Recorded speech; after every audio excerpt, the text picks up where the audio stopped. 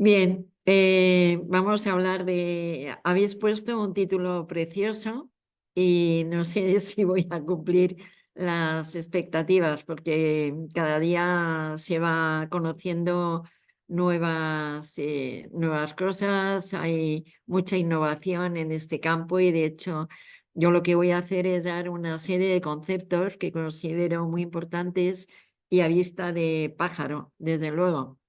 De hecho, antes del año 2000 no se conocía prácticamente lo que era la microbiota. Se empezó a trabajar a finales de los 90. En el 2000 uno iba al PubMed y se encontraba con 78 artículos, ya en el 2016 más de 5.000 y hoy en día podemos decir que bueno, está casi en los 140.000 resultados.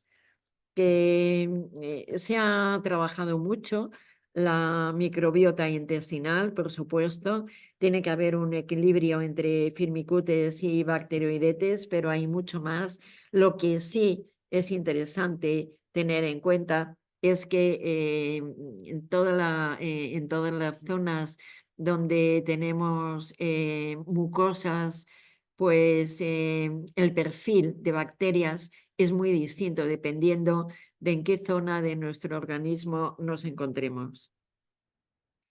Y no solo es importante el número, es importante también la función de las bacterias, porque por un lado lo que hacen es recolectar energía a partir de los alimentos que ingerimos y por otro lado pues fabricar determinadas moléculas, neurotransmisores, serotonina, enzimas, vitaminas. De hecho, en obesidad se dice que la vitamina D está más baja.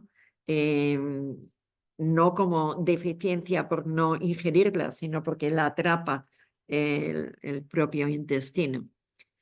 Bien, cuando hablamos de qué es lo primero que comemos cuando venimos a este mundo, por supuesto, la lactancia materna es fundamental porque aporta componentes antimicrobianos, microbiota, ácidos grasos poliinsaturados, nucleótidos, citoquinas, hormonas, péptidos bioactivos, todos ellos son componentes promotores de tolerancia y maduración del sistema inmune. Son antiinflamatorios y de hecho también hay un aporte de células inmunocompetentes que la mayor parte de las veces es más a partir de células del sistema inmune innato como los neutrófilos, los macrófagos, y hay menos aporte de células del sistema inmune específico como las células T y las células B. Se ha visto también que la incidencia de diarrea es mucho menor en aquellos niños que toman la lactancia materna y también hay un menor riesgo de cáncer de mama en la menopausia. Además, está claro que el desarrollo de patologías inmunes es mucho menor para la madre y para el recién nacido si hay una lactancia materna. ¿Cuál es la colonización bacteriana intestinal? Bueno, pues depende del tipo de parto, por supuesto, depende de la lactancia materna, de lo que el niño come, de cuál es su hábitat, si está en una zona urbana, una zona rural o en contacto con animales, cuál es la situación nutricional de la madre, eh, si está tomando algún tipo de medicación, tanto la madre como el niño. Y por supuesto, siempre decimos que el niño, cuanto más sucio, entre comillas, pues más temprano va a madurar el sistema inmune y su microbiota va a ser más diversa. Esto es lo que llamamos microbiota basal. Es la combinación de microorganismos que nos identifica y depende de los genes, del hogar donde nos encontramos, con qué familiares estamos, amigos, porque va a haber una interacción de las bacterias entre unos y otros. Depende de la dieta, por supuesto, incluso del género. Hemos visto que en algunos estudios, que dependiendo del género, hay más o menos bacterias de un tipo o de otro en mujeres y en hombres. La climatología también es fundamental. donde nos encontramos, como decía antes, es nuestra huella dactilar, esa microbiota basal que se va construyendo durante los primeros días, primeros años, finalmente va a tener una repercusión muy importante durante toda la vida. Por eso es tan importante, ahora que lo conocemos, poderla componer bien, poderla trabajar y estar pendiente de que esa microbiota basal sea lo más saludable posible. Hay muchos factores a tener en cuenta. Por supuesto, la dieta, la metodología que hay que utilizar para estudiar las bacterias, toda la composición de la microbiota como tal.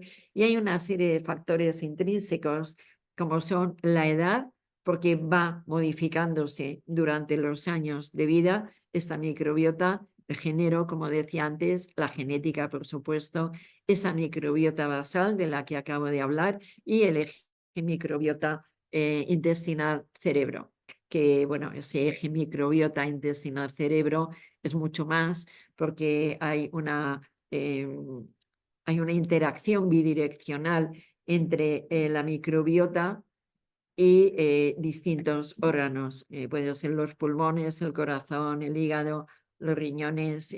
La microbiota hoy en día se ha visto que interacciona con todos los órganos del organismo. Y dependiendo de estos factores intrínsecos y todo lo que acabo de comentar, pues va a haber una serie de sujetos que respondan mejor o peor ante una intervención. Así que a veces no sabemos por qué en algunos sujetos pues una dieta determinada funciona mejor que otra.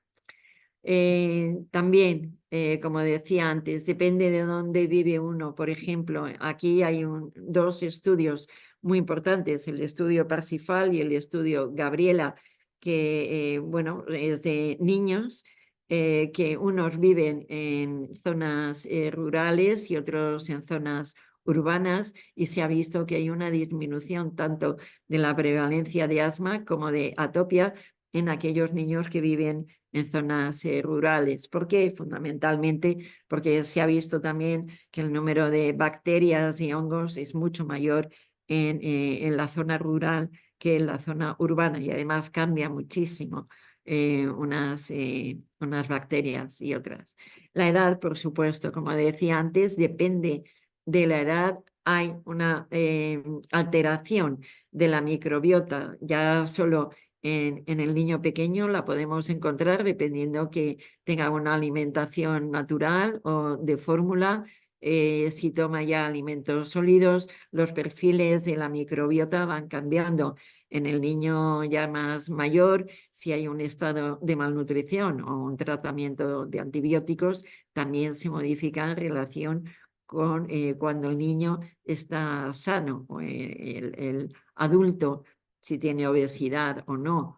Y bueno, la persona mayor es curioso también porque nos encontramos con que si tiene más de 65 años o más de 100, el perfil sigue siendo distinto. Perdón.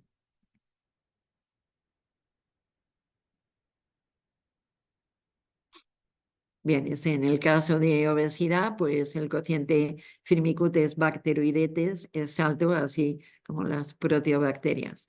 En el envejecimiento nos encontramos con que es una regresión de la función fisiológica acompañada por el desarrollo de la edad, y que según la OMS, el envejecimiento saludable no deja de ser un proceso de fomentar y mantener a lo largo de los años capacidad funcional que va a permitir un bienestar en esa edad.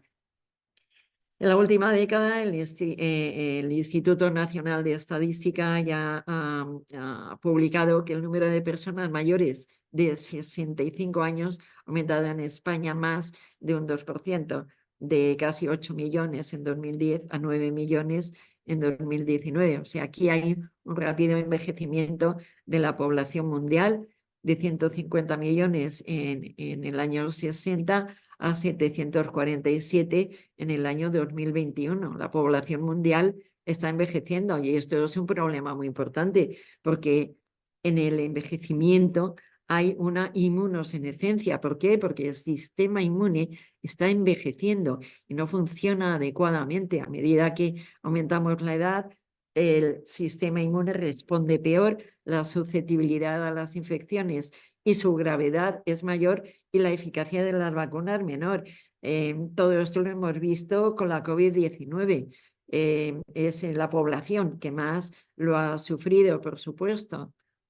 Así que el sistema inmune puede ser un indicador muy importante de salud y predictor de la longevidad. De hecho, bueno, en niños pequeños hay una gran cantidad de bifidobacterias que en la inmunosenescencia bajan tremendamente. De hecho, esto ya Mitsuoka en el 78 lo vio, que en niños pequeños va creciendo en los primeros años, hasta que luego hay una meseta y finalmente hay una bajada muy importante, y esto afecta la funcionalidad del sistema inmune. Así que, ¿hasta qué punto podemos decir que eres lo que comes? Pues no está tan claro porque hay que tener en cuenta muchos factores, como es la cronobiología, cuando comemos, con qué frecuencia, los macronutrientes, fibra, grasa, proteína y desde luego cómo están cocinados. Y no solo lo que es la dieta, sino también la actividad física es fundamental. Si hablamos de obesidad, la obesidad no deja de ser una inmunodeficiencia acelerada con un envejecimiento prematuro que da lugar a más prevalencia de alergias, de infecciones, de inflamación. Los posibles mecanismos de relación entre la microbiota y la obesidad, bueno, pues tenemos que los lipopolisacáridos bacterianos procedentes de la microbiota intestinal pueden actuar como factores desencadenantes de la inflamación en hígado, en tejido adiposo, en hipotálamo, en músculo, y de hecho hay una menor sensibilidad a la insulina en estos 4 órganos. Así que, bueno, es algo que insisto mucho en que hay que intentar bajar esos niveles de obesidad, porque además da lugar a todas las patologías que nos estamos encontrando hoy en día, con muchas más infecciones y alergias, siempre bajo una inflamación de bajo grado. Y que todo ello está muy relacionado con la microbiota. El 70% de la mortalidad en el mundo es debido a todas estas patologías, enfermedades no transmisibles. Y los factores que intervienen, pues son el sedentarismo, la obesidad, el tabaco, el exceso de consumo de alcohol, también una mala calidad y cantidad de sueño, una mala gestión emocional y, por supuesto, una dieta inapropiada. Muchas veces mucha cantidad de sal, de azúcar, de ácidos grasos saturados. Sí que, claro que hay una interacción entre la inmunonutrición y la microbiota. Se ha visto que se ha demostrado que los niveles reducidos de bacterias, una baja diversidad y una alteración, un mal equilibrio de la comunidad bacteriana van a estar asociados con patologías, como decía antes. Nosotros lo que hemos visto es que efectivamente no todo el mundo reacciona igual ante un estudio de intervención en adolescentes con sobrepeso y obesidad, y vimos que había una fase intensiva de 2 meses. En un grupo perdía menos de 2 kilos y otro grupo perdía más de 4 kilos. ¿Y por qué?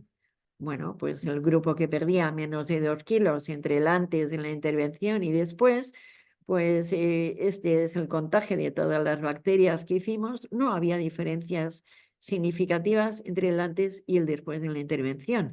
Sin embargo, en el grupo que perdía más de 4 kilos, entre el antes y el después, ya había diferencias muy importantes.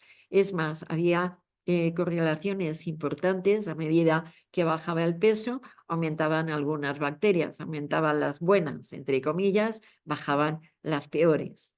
Pero es más, ¿por qué había esa diferencia entre los dos grupos? Bueno, pues el grupo que perdía menos y el que perdía más de 4 kilos, vimos que antes de la intervención ya había diferencias muy importantes y después esas diferencias eran de mayor entidad, es decir, ese resultado de la intervención depende de la microbiota basal.